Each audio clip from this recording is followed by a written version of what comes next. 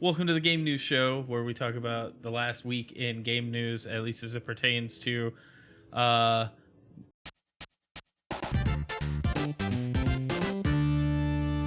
let's jump into it. Welcome to the show. Game News Show. All right, cool. So, what do we have up first? Last week, we got another trailer for Pokemon Scarlet and Violet. I did a reaction video up on the channel where I watched the trailer and actually gave a proper reaction. I thought it was super cool. I like that the legendaries were revealed.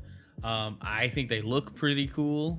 So I'm sold on the games. Some of the new stuff that had me most interested was there looks like there's going to be like a proper co-op this time, and that seems super cool. And then just some of the, like, it looks like the catching might be like Arceus, but maybe with like some more rules around it. I'm not 100%, but the trailer did leave some questions in that area. But I will say I'm going Violet all the way. That legendary looks super cool. The two different professors angle is very interesting, and I'm just excited to see more about this new region and what features are coming up. Overall, looks pretty sweet. Yeah, there's not much else to say though. Like, if you've seen the trailer, you've seen what's out there. There's been some good analysis trailers out there that go into a lot more detail than I would ever even think to. I was really impressed with the overall look though. Like, some of the visuals have improved since that first trailer, which was a lot of people's concerns. I think they're doing a good job. All right, moving on. Today we got what Sega called the Sonic Central video. It's supposed to be like all the news coming up for Sonic through the end of the year. I have a lot of issues with the way this video was premiered and hyped up, because I'll just say the things we didn't know weren't like bombshell announcements, and a lot of it was stuff that we already knew about. So, I mean, it was a cool video, and, you know, props to the team for putting it out there. There's some stuff that needed to be announced and shown. Overall, we got another, like, quick look at Sonic Origins. It's out later this month. They talked about Sonic Frontiers, which we'll get into. They showed off, I guess, what would be like a boss, where it was like this big dragon flying around with like a thing that Sonic could run on behind it, and it looked cool. IGN is still showing all the gameplay, so they were like, hey, be sure to check out IGN. Also, IGN showed off the combat, which looks kind of interesting.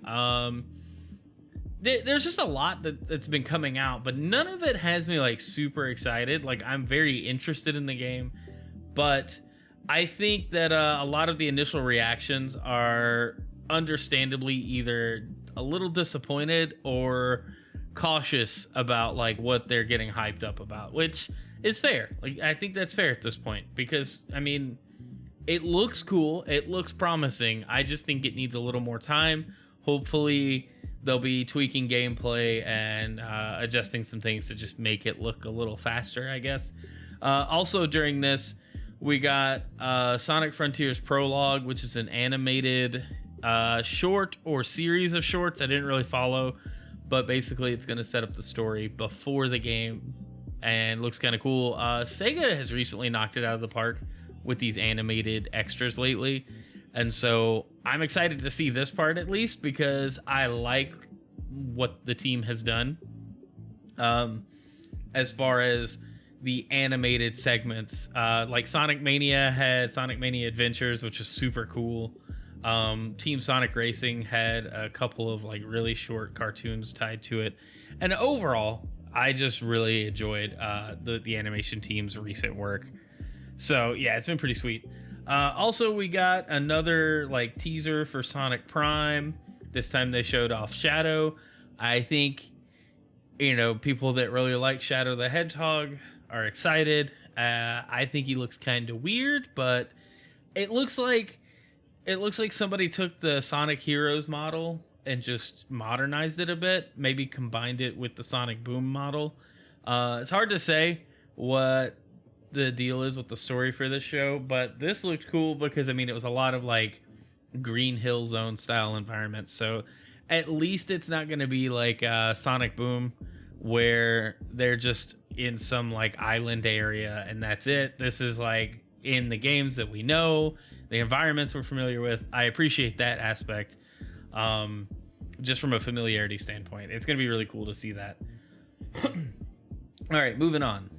We've got Sony had a state of play last week, and I completely forgot about it, so I figured we'd cover it here. I'm actually kind of glad I didn't do like a reaction stream or anything, because a lot of this there was a lot of M-rated games shown, a lot of talks about like Resident Evil, which if you're into those, that's okay. I'm not big on Resident Evil. I acknowledge it's good. I've played a few of them back in the day. It just never really caught my interest or kept my interest for very long. So if you're excited about Resident Evil, I'm sure you liked a lot of the announcements. My biggest takeaways were Horizon Call of the Mountain looks cool. We actually got some gameplay. So VR still hasn't really sold me. I had a Quest 2 for a large portion of last year, and I think I played it maybe 6 to 12 hours total, like the whole time I owned it. But I think the game is going to be cool. If you got the PSVR 2 on your radar, and that's something you want to pick up, this looks like the game to get for it. It's cool, to see further investment into VR experiences on the PlayStation. I just hope it's more than a tech demo, and it's like a game with like a story and levels, and not stand there and flail with the bow. I don't know. I think the gameplay looked cool, but I don't know how. I don't know if they talked about how long this is supposed to be, and if it's a really short experience, that'll be cool. But I think that'll let some people down that were maybe hoping for a full game in the vein of like Half-Life Alyx or something. So that's cool.